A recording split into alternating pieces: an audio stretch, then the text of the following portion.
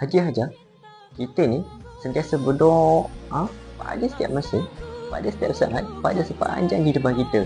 Tapi tahu tak bagaimana Allah Subhanahu Wa Taala memakbulkan doa-doa kita tersebut? Ada 3. Yang pertama, Allah akan makbulkan doa kita dengan cepat. Apa yang kita hajatkan selama ini terus on the spot dapat.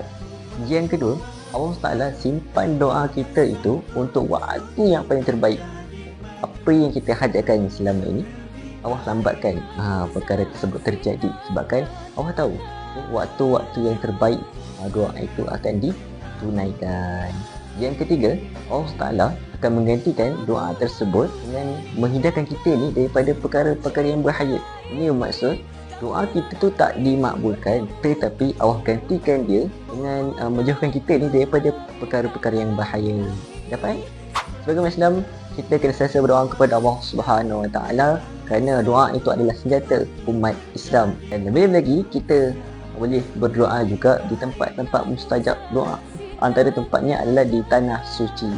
Bagi siapa yang nak pergi ke Tanah Suci, boleh bersama dengan kembara Fitrah Terlibat. Kita ada menyediakan package yang menarik untuk ditawarkan kepada anda semua, insya-Allah.